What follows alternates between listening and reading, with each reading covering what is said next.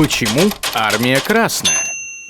Российские революционеры позаимствовали красный цвет у французских, а участники французской революции у восставших рабов Спартака, которые щеголяли в фригийских колпаках. Это такая красная шапка с загнутым верхом. Красный флаг поднимали рабочие и прочие участники восстаний и революций в Европе на протяжении всего XIX века. Цвет борьбы, символ крови, пролитой за свободу.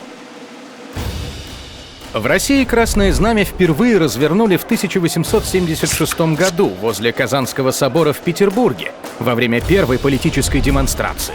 К концу XIX века оно стало официальным символом российских социал-демократов, а после февраля 1917 года – официальным символом свободы и революции. Вступая в конце мая на пост верховного главнокомандующего, генерал Брусилов издал приказ, призвав всех русских воинов всяких чинов и положений сплотиться вокруг красного стяга с девизом «Свобода, равенство и братство». Красный флаг остался единственным знаменем революции после октября и стал знаменем нового советского государства – РСФСР и Красной армии. За что воюем? После октября 1917-го основная масса населения приняла выдвинутые большевистским правительством стратегические цели, выраженные в понятных лозунгах: «Мир народам», «Земля крестьянам», «Фабрики рабочим», «Вся власть советам», а также поддержала первые декреты, особенно декрет о земле. После принятия декрета Ленин настаивал, чтобы каждый демобилизованный из армии солдат, уезжая в деревню, вез с собой пачку отпечатанных декретов. И даже придумал выдавать солдатам нераспроданные календари на 1917 год, чтобы в эшелонах они не пустили декреты на самокрутки, а обязательно довезли. Создание Красной армии. Вожди революции, хоть и не имели ранее военного опыта, были решительными и смелыми людьми с железной волей. Руководители большевиков прошли испытания подпольем, тюрьмой первой русской революции 1905 года. Опора большевиков, Красная гвардия, насчитывала более 450 тысяч человек, но была слабо вооружена, не имела боевого опыта и грамотных командиров. Советское правительство решило строить совершенно новые вооруженные силы. 15 января 1918 года был принят декрет о создании рабоче-крестьянской Красной армии.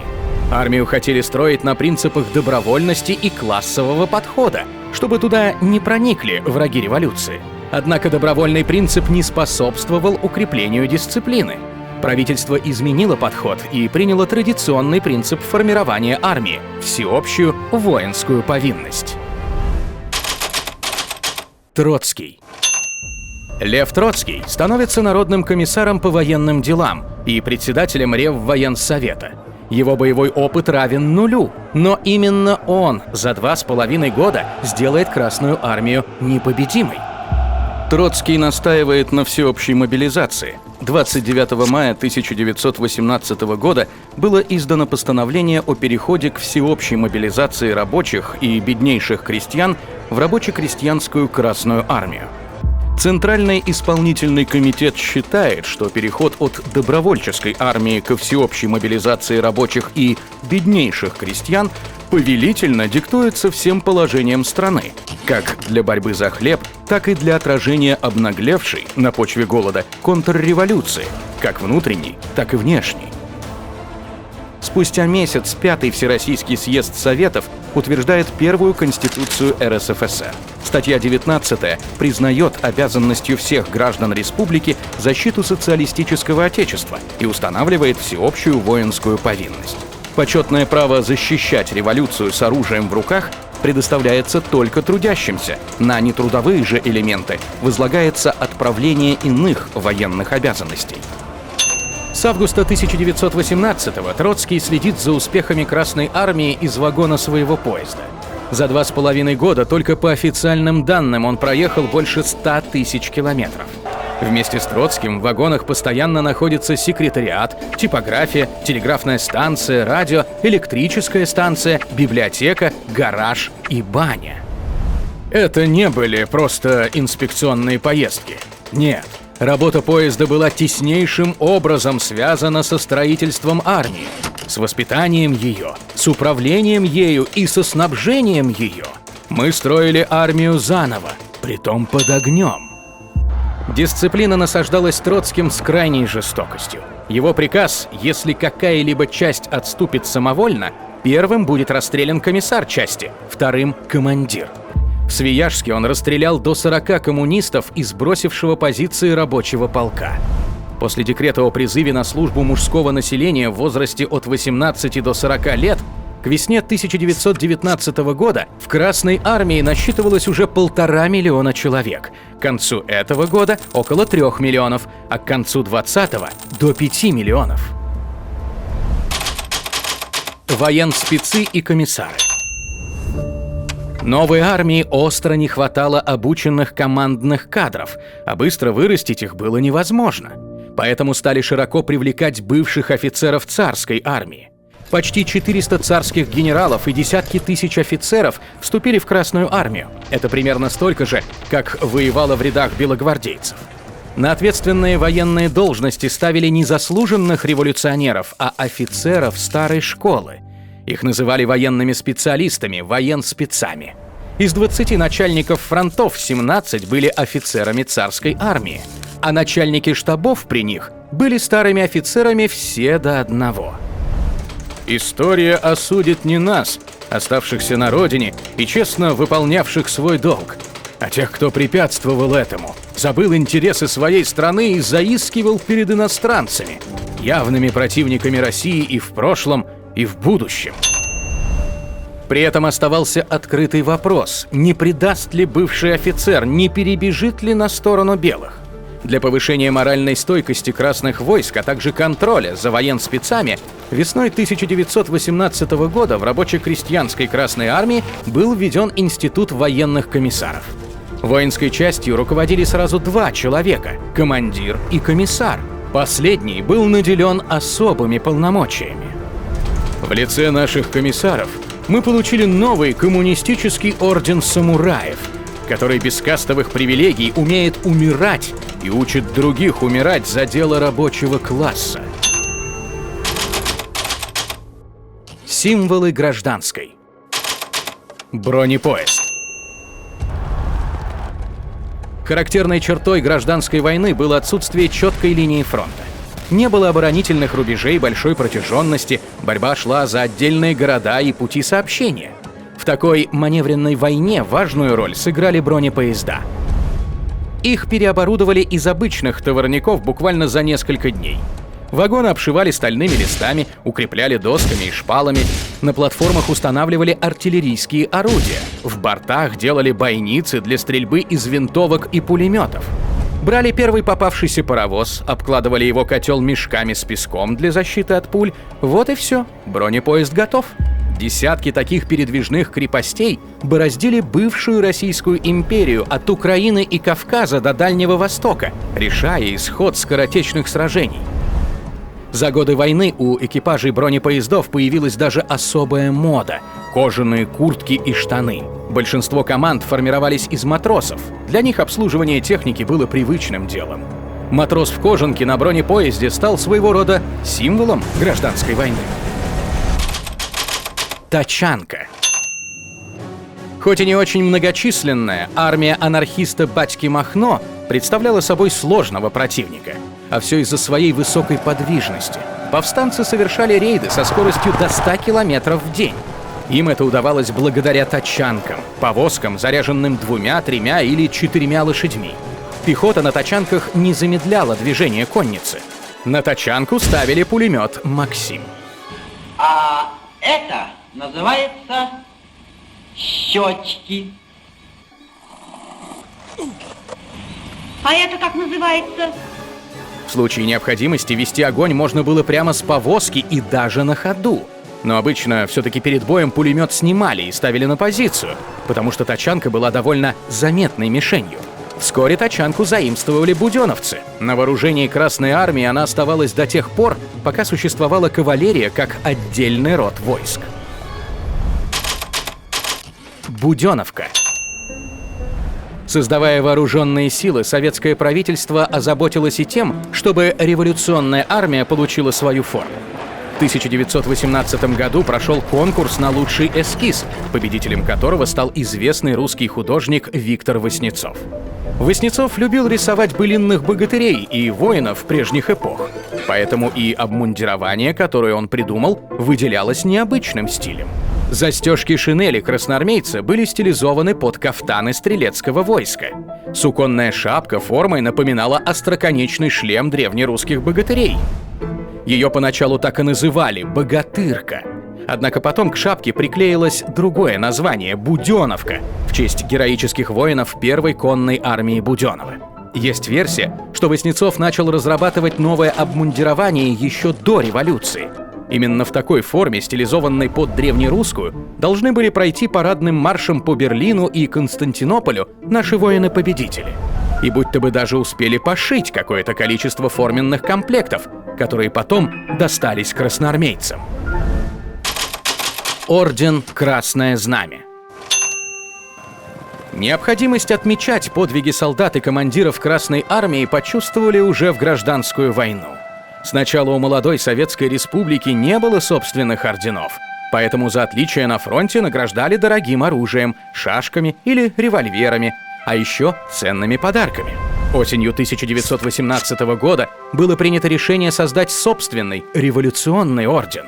Им стал орден Красное Знамя, позднее орден Красного Знамени, положивший основу новой советской наградной системы. Награждали им за храбрость, мужество и самоотверженность, проявленные при защите социалистического отечества. Герои гражданской войны. Василий Чапаев, Семен Буденный, Михаил Фрунзе, Григорий Котовский, Николай Щорс, Сергей Лазо.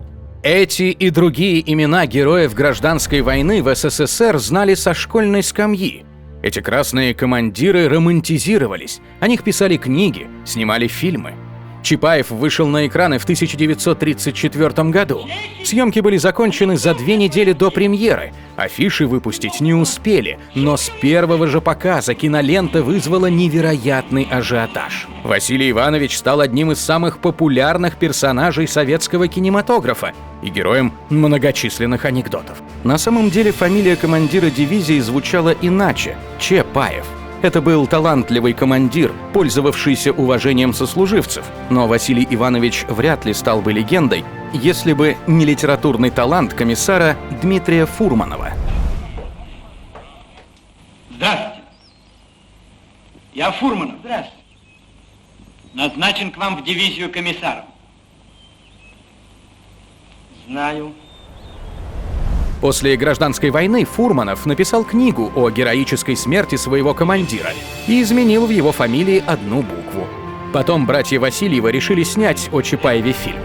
Начдив Николай Щорс тоже прославился на большом экране. Кинолента появилась в 1939 году по личному приказу Сталина. Генсек хотел, чтобы фильм повторил успех Чапаева. Сколько же сказок о нас порасскажут, сколько песен. Тихими вечерами, дозоренными ночами, где-нибудь под Черниговым на крашеных колодках будут спевать интернациональные хлопцы с девчатами. Во время гражданской войны Николай Щорс сражался на Украине, освободил от белых Киев и ряд других важных городов. Полон кипучей энергии, твердое рукопожатие, прямой взгляд – таким его описывали современники. Погиб Николай Щорс рано, в 24 года. Гражданская война не щадила своих героев. Среди них был своего рода отбор. Скажем, роль Троцкого замалчивалась с 20-х годов, когда он пал жертвой внутрипартийной борьбы. Были надежно забыты легендарные комдивы и командармы, репрессированные в 30-х. Про Сталина, чья роль во время гражданской всячески превозносилась, практически перестали упоминать с 50-х. Так получалось, что в пантеоне героев оставались те, кто погиб на войне или ушел из жизни вскоре после нее. Буденный. И только Семен Михайлович Буденный всегда оставался в этой обойме и конкурировал по известности с Чапаевым. Опытный и харизматичный унтер-офицер с полным георгиевским бантом и огромными колоритными усами в начале гражданской войны вел в бой Красный конный отряд. К ноябрю 1919 года у Буденова уже целая армия, первая конная. Он командует не только кавалеристами, у него 4 бронепоезда и 12 самолетов. Впрочем, авиация в гражданской войне играла скромную роль. На это есть веская причина – плохое состояние самолетов. Многие требовали ремонта, да и горючего не хватало. А вот под мощным прикрытием бронепоездов войскам удавалось быстро прорвать оборону противника.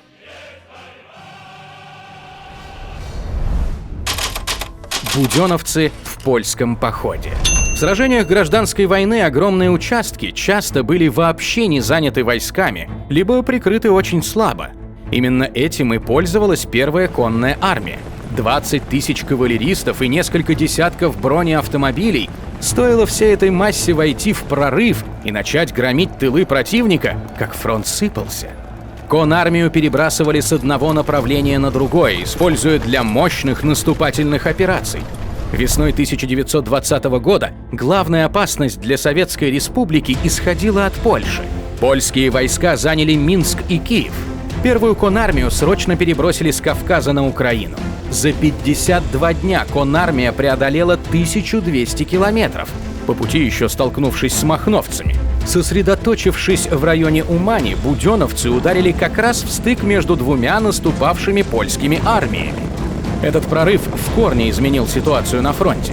Теперь в тылу противника действовала мобильная группировка, захватывавшая города, подрывавшая мосты и поезда. Тут было уже не до наступления. Фронт покатился на запад. Первая конная прошла до Польши, однако поражение Тухачевского под Варшавой поставило буденовцев в гибельное положение. Отрезанные от своих, с большими потерями, они прорывались назад и все-таки выбрались из окружения. Фрунзе. Среди героев гражданской войны есть те, кто по-прежнему вызывает симпатию, просто потому, что всегда, несмотря на обстоятельства, оставались приличными людьми.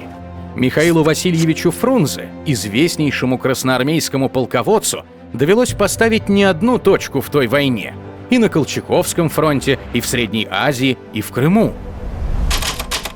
Штурм Перекопа. В октябре 1920 года Советская Россия закрыла Западный фронт, подписав перемирие с поляками. С этого момента для белогвардейцев в Крыму счет пошел на дни.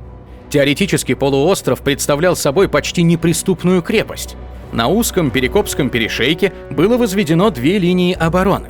Ширина фронта составляла всего 11 километров, и поэтому 4-кратное преимущество нападавших в численности имело небольшое значение.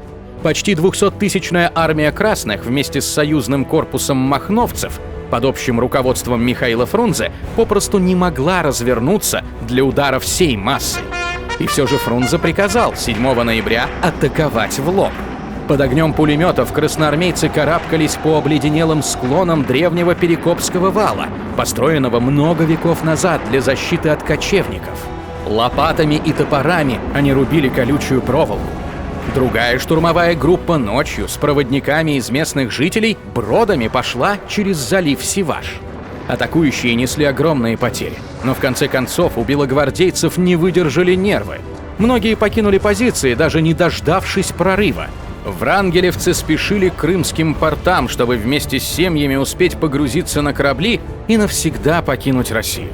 Нужно отдать должное благородству Фрунзе, который не стал препятствовать эвакуации. Огромная эскадра под Андреевским флагом покидала Крымский берег, забирая с собою 150 тысяч добровольных изгнанников.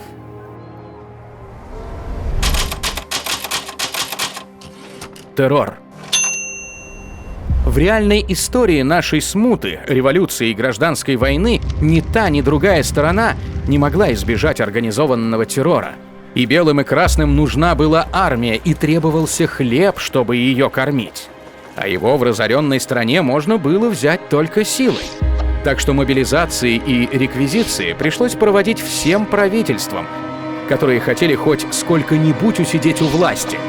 Хоть в Москве, хоть в Поволжье или Сибири.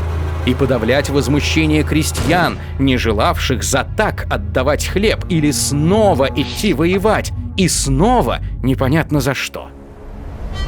Преимущество красных в ходе войны постепенно набирало обороты как раз потому, что они смогли таки объяснить вот это самое «за что» сотням тысяч или даже миллионам крестьян. А белые не смогли. Или плохо старались. Почему победила Красная армия? Еще летом 1918 года большевики контролировали лишь небольшую часть страны. Границы территории, на которую простиралась власть советского правительства, напоминали московское государство времен Ивана Грозного. Однако спустя 4 года почти все земли бывшей империи, кроме Финляндии, Прибалтики и Польши, вместе с Западной Украиной и Западной Белоруссией, были собраны в новом государстве.